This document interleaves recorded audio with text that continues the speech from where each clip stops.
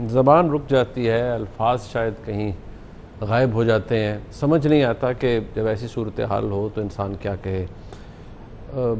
मेरे लिए यकीन मानिए ये सेगमेंट करना, ये सवाल करना इस सेगमेंट के अंदर, इस प्रोग्राम के हिस्से के अंदर बड़ा मुश्किल होगा।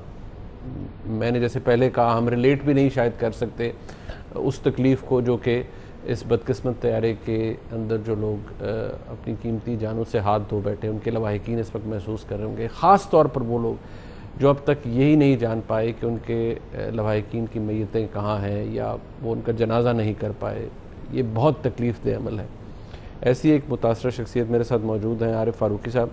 आरिफ साहब, मुश्किल वक्त में आपने वक्त दिया, शुक्रिया। मैंने जैसे पहले कहा, मैं कम से कम रिलेट नहीं कर पाऊँगा, शायद वो लोग जो कि आपके साथ मुतासरा हैं, उनकी फैमिलीज़ में से कोई ना कोई उनका प्यारा इस हादसे में इस दुनिया से गया, वही शायद रिलेट कर पाएंगे। लेकिन आप बता पाएंगे इस बदकिस्मत तैयारी के ऊपर आपकी फैमिली के अंदर कौन कौन था जो शामिल था?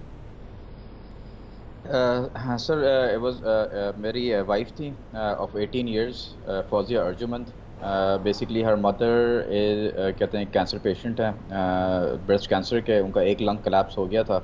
अभी ओके। महीने पहले फौजिया अभी वापस आई थी लाहौर। तो अब फिर अच्छा। उसकी कॉल आई थी अम्मी वार की कि एक जो लंग कोलैप्स हुआ था दूसरा लंग भी कोलैप्स हो रहा है। मैं अपने वाइफ को कहा था मैं ईद के बाद भेज देता हूँ, अभी कोरोना का भी मसला है, ठीक है ना, तो मैं ईद के बाद भेज दूंगा। तो जाहिर बात है माँ है तो उससे बर्दाश्त नहीं हुआ, तो कहती मैं जा रही हूँ। तो उसका टिकट हो गया था, वो जाने की तैयारी में थी। मैं बच्चों का मना कर दिया था, मैं कहता कोरोना है अभी नहीं, उनको ले जाओ। लेकिन जाहिर बात है नानी है, वो चाह रही थी कि एक आखिरी दफ़ा देखें, वो रिक्वेस्ट की थी। तो वो वाइफ मुझे कही, मैं बोला चलो ठीक है, इट्स लाइक क्या कर सकते हैं। तो इजाज़त दे दिया मैं। तो एन टाइम के ऊपर फिर मैं बच्चों की भी मैं उसी प्लेन के ऊपर जो है उसके टिकट्स वगैरह करवा दिया। मेरा छोटा जो बड़ा बेटा है वो 14.5 साल का था, इस्माइल नाम था उसका। बड़ा प्यारा बच्चा था, वेरी लविंग, ठीक है। और उसके बाद इनाया थी, मेरी जो बेटी थी, शी वॉज 12.5 ईयर्स ओल्ड। फिर छोटी मेरी सबसे जो कहना नहीं चाहिए, वो देर ऑल गॉन। सब तो सब सारे फेवरेट्स तो होते हैं, लेकिन वो एक एक वो चमक थी उसकी आंखों में। वो दादा भी जो है उसके कभी कोई और बच्चे के साथ इतना लगाव नहीं था जितना इस छोटे जो आइलिन के साथ है उसके साथ था। तो दे जब मुझे न्यूज़ पता चली इस तरह के, अबू और अम्मी का फ़ोन आया कि इस तरह प्लेन क्रैश हुआ है, फौजी प्लेन से गई थी एयरलाइन से।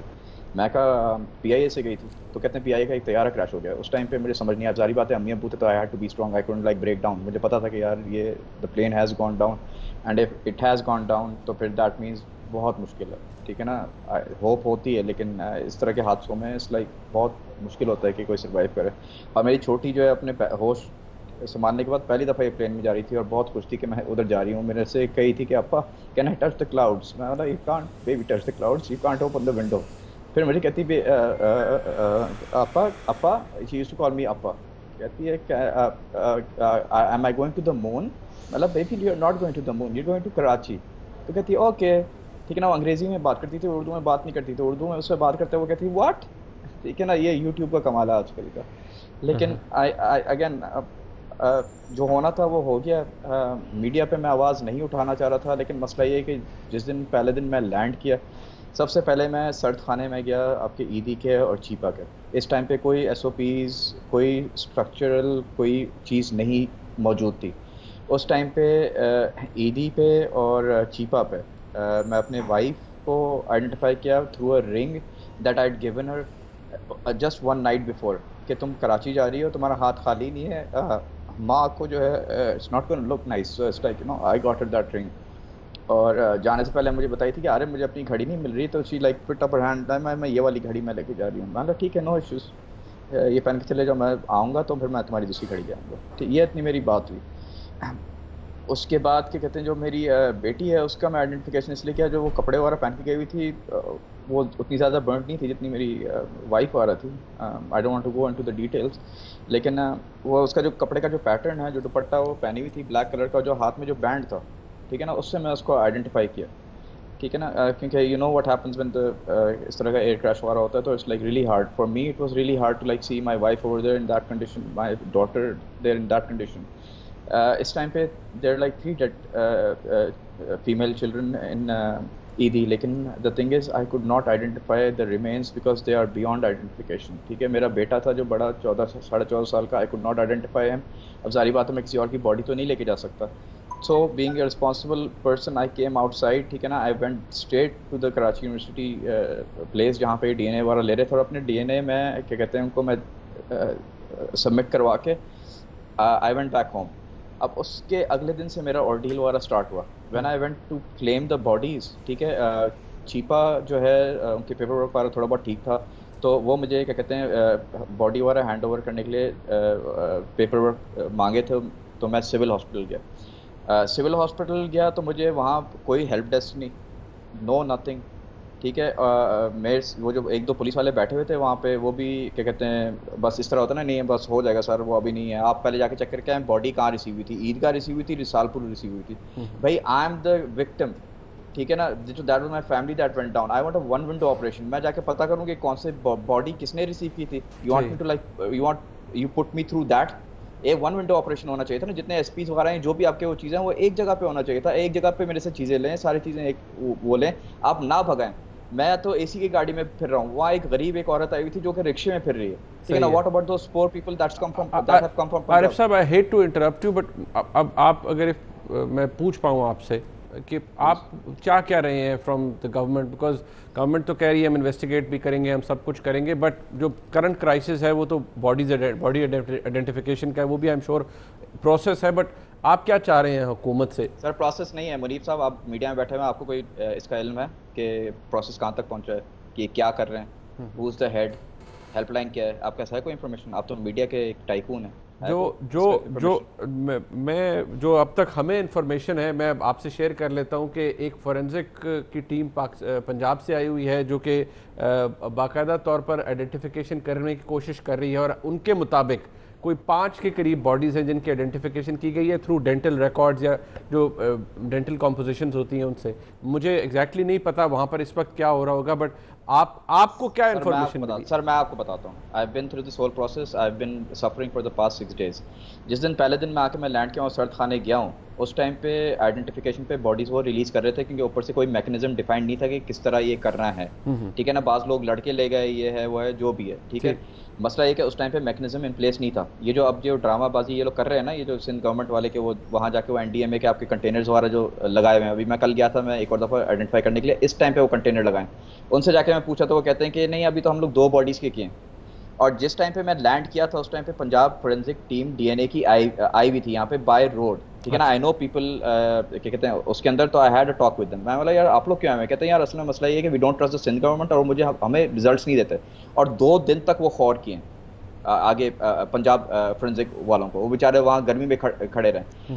इसके बाद when they have left, they are not here anymore, they have left, ठीक है ना। They left with the identification DNA samples of 52 people, okay, ठीक है ना। इस टाइम तक आपका सिंध गवर्नमेंट हरकत में नहीं आया हुआ था। It's only after I got this thing on the media and stuff के वो चीज़ें जो हैं बैक एंड के ऊपर वो थोड़ी बहुत हिलजुल होने शुरू हुई है। और ये जो अब चीज़ जो नज़र आ रही है ना आपको, जब SOPs फॉलो कर रहे हैं, ये कर रहे हैं, वो अब स्टार्ट हुआ है। और वैसे भी SOPs वगैरह कोई नहीं है। अब मसला ये है कि मैं उनको यही कह रहा था कि यार पंजाब की अलग है, आपकी सिंध की अलग है, दिस इज़ वन पाकिस्तान। मैं अगर इस तरह का कोई मसला होता है, देखें I have lost who I have lost, लेकिन द थिंग इज कि इनकी जो जानें जो मेरी गई हैं, मेरे वाइफ की, मेरे बच्चों की, ज़ाया नहीं होना चाहिए। There should be a change in Pakistan, ठीक है ना। जो इस तरह का जो डिजास्टर वाला होता है, एक अगर आपका डिमांड है, अगर मैं पूछ पाऊँ आपकी क्या होगी प्राइम मिनिस्टर ऑफ पाकिस्तान से? Naturally he is the chief executive of the country, आप पहले भी कर रहे थे, क्या चाहेंगे आप वज़ीर आज़म से या हुकूमत? सर देखें वज़ीर आज़म जो है he is up against a really hard task, I respect him a lot, ठीक है ना। वो जो कैबिनेट की जो होती है आपकी अप्रूवल वगैरह, उसको सर्कमवेंट किए थे और अपनी अप्रूवल दे दी थी कि इसको जल्द से जल्द स्टार्ट करें, ठीक है। I am really thankful for him for that. लेकिन मसला ये कि सिर्फ कह देने से नहीं होता, मसला ये कि नीचे कोई बॉडी नहीं है, there is not one focal person जो कि ऊपर से उसको हेड कर रहा है, ठीक है।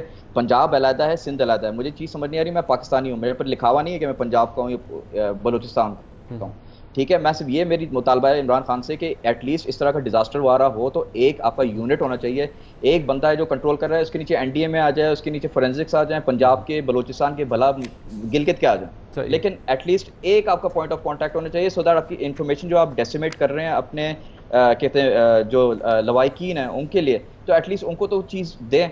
अब मैं आपको एक ब्रेकिंग न्यूज़ देता हूँ एक और यहाँ पे, ठीक है। ये अभी जो है मैं जाके जो फोरेंसिक आपका जो चल रहा था कराची यूनिवर्सिटी के अंदर, आई वाज वरीड कि ये पता नहीं सिंध में पता नहीं सही करते हैं नहीं करते, बिकॉज सिंध का आपको हाल पता है। सिंध का एक नुमाइंदे का मुझे फ़ोन नहीं आया, 2 दिन पहले आया था कमिश्नर असिस्टेंट कमिश्नर का, उनको कोई आइडिया नहीं था।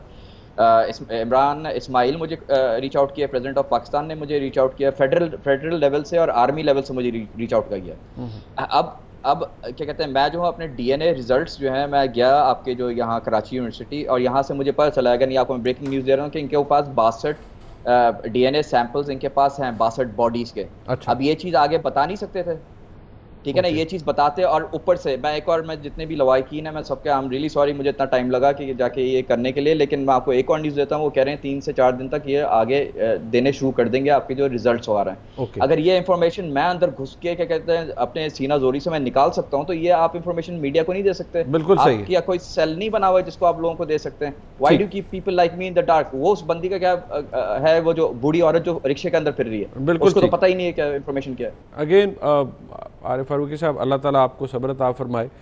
बड़ा आसान है कह देना, लेकिन दुआ है आपके लिए, अल्लाह ताला आपको सब्र अता फरमाए। बड़ा मुश्किल वक्त है आपके लिए और उन तमाम लवाहिकीन के लिए जिनके प्यारे इस हादसे में अपनी जानें गंवा बैठे।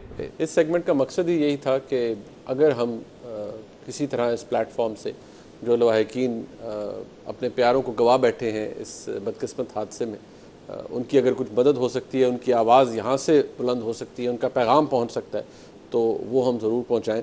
प्रोग्राम में एक ब्रेक शामिल करते हैं। जब वापस आएंगे तो न सिर्फ ये कि इस तैयारा हादसे के बाद पंजाब से जो फोरेंसिक की एक टीम गई, उसने अब तक कितनी बॉडीज़ को आइडेंटिफाई किया है, एक्चुअल प्रोसेस क्या है, और जो क्या ये पहला मौका है कि उसकी तरफ से आइडेंटिफिकेशन की जा रही है मैयतों की, या जो बदकिस्मत मुसाफिर उसके अंदर सवार थे उनकी मैयतों की, कौन सी टेक्निक इस्तेमाल की जा रही है, इस हवाले से बात होगी। और साथ ही साथ ये भी कि हम सबको ये लगता रहा कि कोरोना वायरस के हवाले से पाकिस्तान की पोजीशन उतनी बुरी नहीं है, लेकिन अब जबकि हम देख रहे हैं तो पिछले 3 हफ्ते के अंदर तकरीबन 36,000 नए मरीज़ आइडेंटिफाई हुए हैं। इस पर बात करेंगे, माहिरीन की राय लेंगे।